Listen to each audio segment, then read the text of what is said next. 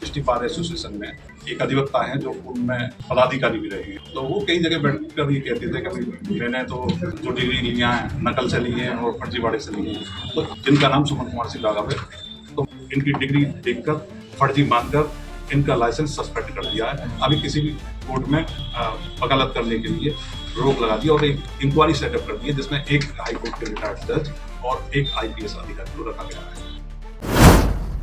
उत्तर प्रदेश के बुलंदशहर से एक बड़ी खबर सामने आई है। सुप्रीम कोर्ट के मुख्य न्यायाधीश के फर्जी वकीलों की जांच संबंधी आदेश के बाद पहली बड़ी कार्रवाई हुई है। जानकारी के मुताबिक 35 वर्षों से वकालत कर रहे और डिस्ट्रिक्ट बार एसोसिएशन के कई बार अध्यक्ष व महासचिव रह चुके सुमन कुमार सिंह राघव एडवोकेट का लाइसेंस जांच पूरी होने तक निलंबित कर दिया गया है। बार काउंसिल ऑफ इंडिया ने उनकी लॉ डिग्री की उच्च स्तरीय जांच के आदेश दिए हैं। आरोप है कि यदि डिग्री फर्जी पाई गई तो न केवल लाइसेंस रद्द होगा, बल्कि फर्जीवाड़े में शामिल लोगों के खिलाफ आपराधिक कार्रवाई भी की जाएगी। बार काउंसिल ऑफ इंडिया के चेयरमैन मनन मिश्रा ने साफ कहा है कि फर्जीवाड़ा करने वालों को किसी भी कीमत पर बख्शा नहीं जाएगा। देश भर में वकीलों के दस्तावेजों की गहन जांच के निर्देश भी जारी कर दिए गए हैं। अब बड़ा सवाल ये है कि क्या ये सिर्फ शुरुआत है? क्या आने वाले दिनों में और भी फर्जी वकीलों का खुलासा होगा? ऐसी ही बड़ी खबरों के लिए चैनल को सब्सक्राइब करना न भूलें।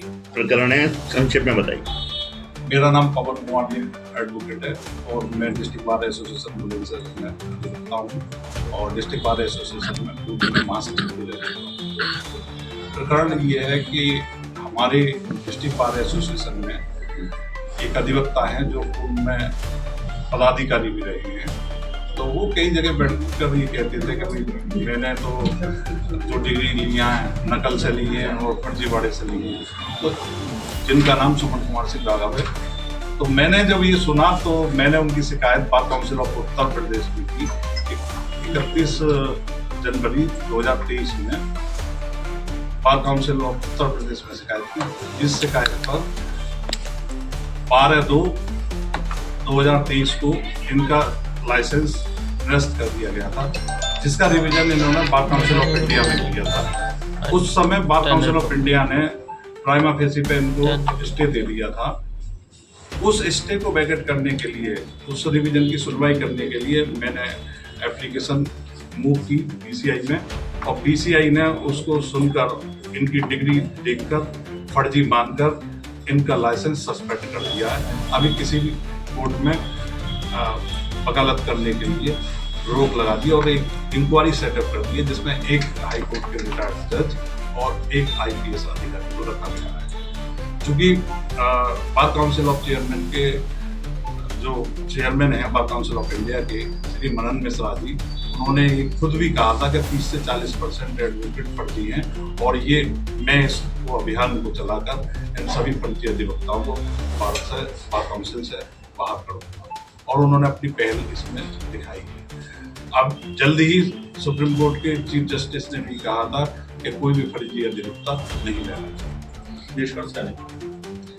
निष्कर्ष के तौर पे तो आपने बुलंदशहर में देख लीजिए, सबसे पहला एक केस पकड़ लिया गया है और उस केस में आपको एक शॉर्ट में बता देता हूं कि एक साल में एक व्यक्ति अगर फेल होता है 2 सब्जेक्ट में तो बैक दे सकता है, अगर 3 सब्जेक्ट में फेल है तो वो बैक नहीं दे सकता।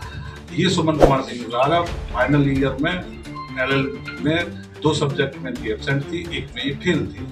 इन्होंने उसमें बैक दी और वहां जाकर एक कोड 511 में नंबर रखवा लिए अपने, उसकी कोई परीक्षा इन्होंने नहीं दी, जिसका कि एक सदस्यीय जांच कमेटी बैठी थी श्री अनिल कुमार बख्शी जी।